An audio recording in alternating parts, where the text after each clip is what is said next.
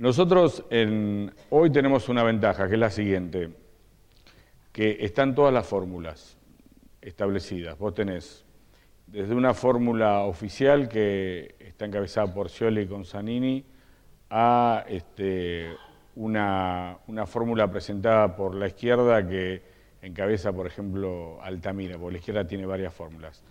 Y sobre ese sesgo después podés pensar en Margarita Stolbizer o en Sergio Massa o en Mauricio Macri. O sea, tenés una oferta.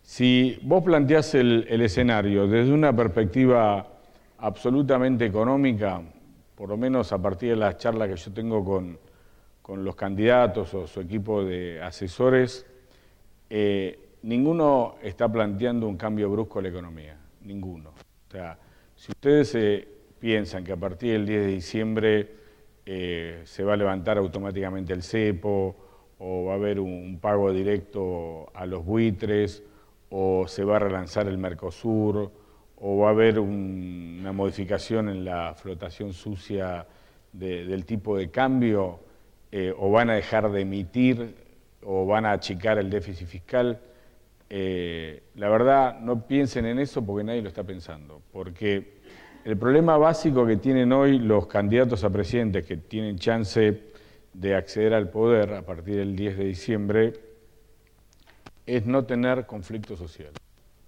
Lo que están pensando objetivamente es no tener ni una corrida bancaria ni una ola de saqueo fundamentalmente en el conurbano de las ciudades más importantes.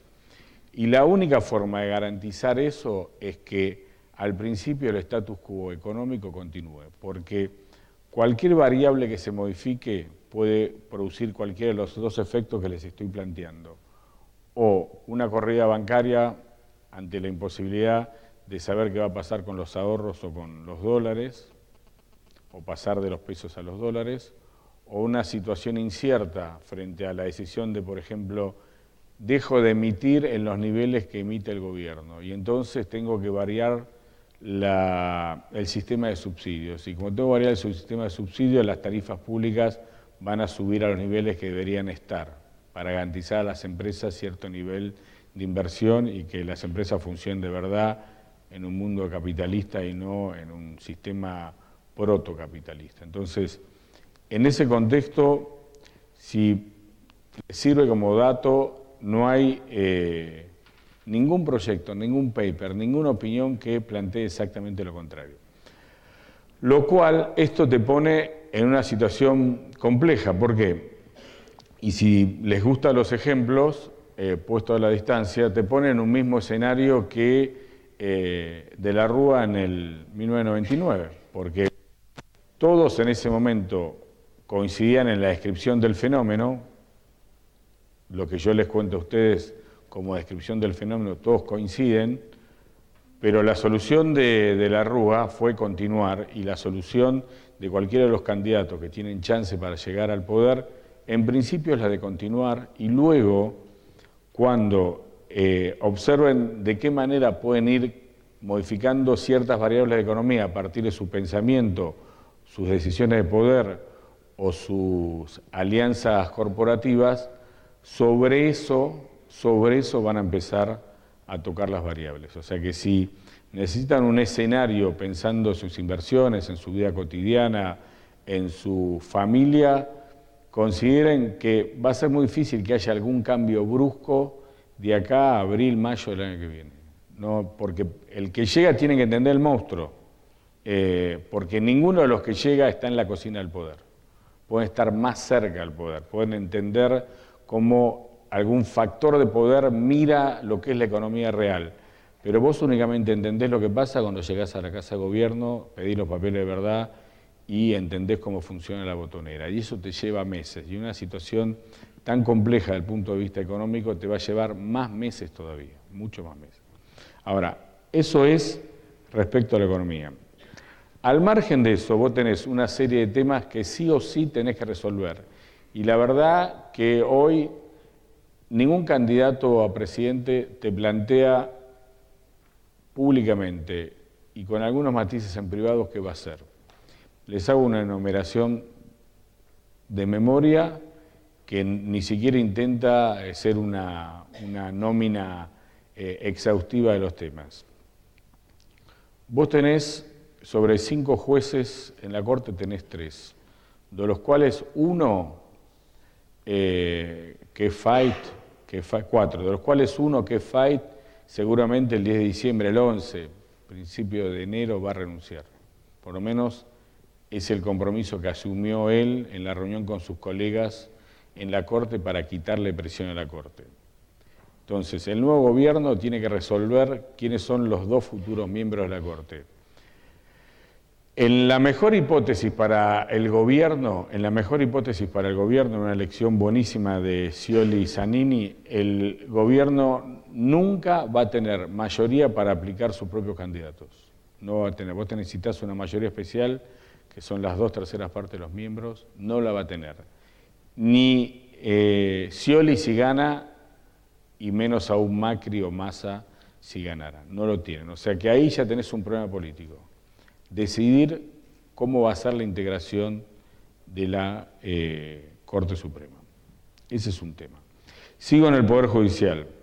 Si gana Scioli y Scioli actúa a Corte como está actuando en las últimas horas o días, que es un cristinista convencido, el Poder Ejecutivo no va a tener roce con el Poder Judicial, porque este gobierno colonizó muchísimo el Poder Judicial y entonces no va a tener problema, y habitualmente quienes generan algún tipo de candombe por sus investigaciones, que es la justicia federal de la capital federal, tanto jueces como fiscales, habitualmente, aunque parezca raro y no debería de ser así, hay un periodo de gracia al presidente que viene, que negocia los típicos operadores de los presidentes electos, que pueden ser sus ministros de Justicia, sus procuradores o algún abogado importante. Entonces, para ponerlo en términos descarnados, si gana Scioli, es muy difícil que Bonadío avance con la causa Tesur, porque la causa Tesur es Lázaro Báez, y hacia arriba puede ser la cúspide del poder. Y si Scioli está en buena relación con el gobierno actual, nadie se investiga a sí mismo. Entonces, son ese tipo de cosas que hay que entender. Si Scioli lo que está haciendo ahora es asegurar que es cristinista para evitar el mínimo roce posible y luego cuando llega al poder definir su propia estrategia, ahí puede ocurrir que se dispare alguna investigación judicial. Entonces, ahí vamos a tener otro problema, al de más que el de la Corte Suprema. Después, dejando de lado por un segundo el Poder Judicial, nosotros tenemos un problema gravísimo, pero gravísimo, que nadie puede todavía dimensionar en qué circunstancia tenemos, que es el asunto de los servicios de inteligencia y los fondos reservados. Ese tema es clave para el sistema democrático. Yo se lo voy a plantear desde una perspectiva teórica y después ustedes en su casa, charlando con su familia, con los amigos, hacen fill in the blanks y llenan los nombres y cada uno saca sus conclusiones. Desde la llegada de Menem al poder, porque lo que se usó, ahora le voy a contar la maquinaria, fue por el tema de la corrupción. El método igual se usó con Alfonsín, pero era no para tapar denuncia de corrupción, sino para evitar que los militares sean juzgados por los crímenes de lesa humanidad. El sistema funciona de la siguiente manera. Vos tenés un X funcionario corrupto. La oposición descubre a ese X funcionario corrupto y presenta una denuncia en los tribunales federales, en este caso la capital federal. El presidente se entera de que está la denuncia y que corre peligro su gobierno o ese X funcionario corrupto. Entonces llama al jefe de los servicios de inteligencia y le dice: junta la guita y comprate el juez. Como esa plata es una plata, bueno, estamos hablando entre nosotros, ¿no? O sea, una charla. No. Aparte yo no, o sea, ustedes pongan los nombres. O sea, esta parte de la charla se llama Filling the Blanks, ¿ok? Ok. Entonces, ¿qué pasa? Los fondos reservados, por su naturaleza jurídica, no te tienen que decir para qué lo usaron, lo cual es una violación de la norma, porque el fondo reservado tiene que ver con la seguridad del Estado o de la inteligencia del Estado. No hay seguridad o inteligencia en pagar a un juez o un fiscal para que voltee una causa o la empuje. Entonces, en ese marco, va el tipo con la valija y le paga a X funcionario judicial. Ese X funcionario judicial acepta la guita. Yo, por ejemplo, conozco un juez que nombró Menem, que hizo un carrerón, que con la primera guita se compró una camioneta 4x4 y también se compró un departamento en la Avenida Libertador, en la capital. Claro, como era nuevito en esto, el tipo no calculó y no podía meter la camioneta en el garage porque no le entraba en el garage. Bueno, y todavía está dando vuelta, de verdad te digo, todavía tiene casos importantes. Bueno, pero es filling the blanks, o sea, cada uno llena como quiera. Entonces, esto te genera una maquinaria tremenda porque al final del periodo, ese Parrilli que está llamando por teléfono, al final del periodo, el presidente de turno siempre quiere estar seguro que nada le va a pasar. Y la única manera, como ya sabe cómo funciona el sistema, es colonizando la justicia. Los jueces no quieren ser colonizados porque con el nuevo gobierno la calecita vuelve a girar. Entonces vos encontrás que para vos lo que es, escuchando a los periodistas, es por fin la justicia actúa, es los jueces están demostrando que siguen vivos, ¿entendés? En el colateral vos lograste que haya alguna investigación, pero el trasfondo real es, che, nosotros estamos acá. Entonces, lo que ocurre es que el nuevo presidente hereda la maquinaria. Lo que nosotros debemos lograr en esta elección, si pudiéramos, es terminar con esa maquinaria, es terminar con lo que en ciencia política uno puede llamar el leviatán. O sea, alguien tiene que terminar. Y la única forma de terminarlo es que en niveles de Europa o Estados Unidos se preserve lo máximo posible la ética de los gobiernos. O sea, la maquinaria no funciona si no se producen casos de corrupción. Es imposible plantearse que no haya casos de corrupción. Vos lo que tenés que plantearte es que el estándar de corrupción sea como en Francia o en Estados Unidos, no en España, no en Italia. Ahora Italia está un poco mejor. Porque entonces vos achicás los márgenes de ese aparato. Pero en este punto,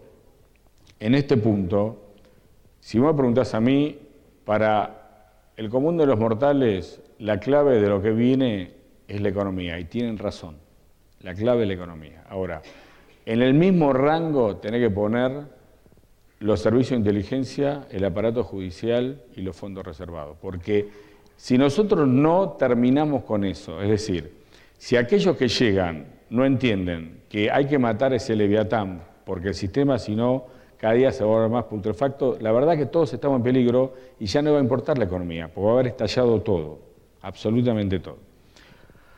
Segundo tema, entonces, hablamos de la economía, hablamos del Poder Judicial, hablamos de los servicios de inteligencia. Hay un tema para mí importantísimo que tiene que ver con las relaciones nuestras con el mundo. Las relaciones nuestras con el mundo son importantes porque por lo que le hablamos en el panel, o sea, Mario decía, no viene la guita. Entonces, si no viene la guita, no hay proyecto. La única manera de que venga la plata es que vos seas creíble en el mundo. Entonces, vos tenés dos sistemas. Tenés un sistema donde aprovechás las variables geopolíticas y te traes a Rusia y a China, pero a su vez, al traerte a Rusia y a China, volvés a recuperar el Mercosur y a establecer un balance de poder con Estados Unidos, porque China lo que quiere es llevarse la mayor cantidad de alimentos y utilizar sus fondos frescos para generar poder en regiones que aún no conquistó.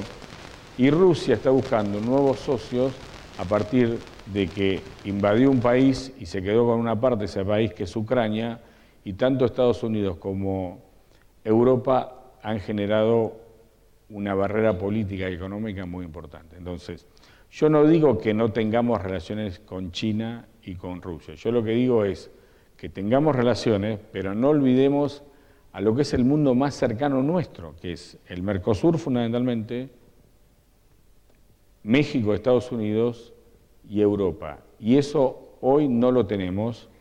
Y si vos hablás con los candidatos a presidente, te miran y te dicen, sí, efectivamente, pero termina ahí, o sea, en el adverbio de modo. No hay una política, no hay un plan. Después tenés otro tema fundamental para mí, que es la relación con las provincias y las economías regionales. Si vos mirás el modelo que armó este gobierno deformó la idea básica de Keynes, que era promover el desarrollo a partir de la participación del Estado, porque detrás de esa idea, que para mí es buenísima, escondía el corazón de su naturaleza política, que era tratar de ayudar a los amigos de la mejor manera posible para que se queden con una alícuota al margen de lo que le correspondía legalmente. Entonces eso te generó una deformación donde lo único que importaba era promover la obra pública en aquel lugar donde podía morder. Si no podía morder, no hay obra pública, o no hay interés por la economía regional. Y la prueba más concreta es lo que pueden estar viviendo aquí en Mendoza o en Río Negro, donde el tipo que rema 24 horas por día termina tirando la pera en el camino porque no es un producto comerciable. Me parece que ese es un tema también a resolver y los candidatos todavía no lo están planteando. Puede ser que cuando empiecen la gira al interior para captar el voto lo presenten, pero la verdad que no están consustanciados con esa idea, no están consustanciados. Insisto con el punto del principio. Una vez resuelto el tema de quién gana la elección, el que llega, y vos fíjate el tiempo que van a tener, o sea, si hay balotaje, que yo creo que lo va a haber, vos vas a tener exactamente 2 semanas. O sea, 2 semanas entre el domingo del balotaje y el día de la asunción del nuevo presidente. Vos en esas 2 semanas tenés que definir quién es tu gabinete y cuáles van a ser tus primeras 10, 15 medidas de gobierno. Y fíjense el nivel de conflicto y la agenda tan compleja que tenemos. O sea, un presidente electo que nunca estuvo en la Casa Rosada, que vos podés tener, si es Margarita Stolbizer, su mayor experiencia fue como diputada. Si es Sergio Massa, su mayor experiencia es como intendente, porque yo no le cuento lo de jefe de gabinete, porque era una articulación de políticas que fijaba Néstor y Cristina casi sin participación de Massa. Tenés a Macri, que gobernó la ciudad, y a Scioli, que gobernó la provincia de Buenos Aires, ajustado a una política cocinada en la Quinta de Olivos. Entonces, para mí lo más importante, si yo pudiera transmitir el concepto básico de la importancia, está bien que estén centrados en la coyuntura, porque es nuestra vida cotidiana, pero ustedes tienen que entender la complejidad del asunto, de la transición que vamos a protagonizar todos nosotros, porque nosotros vivimos en este país.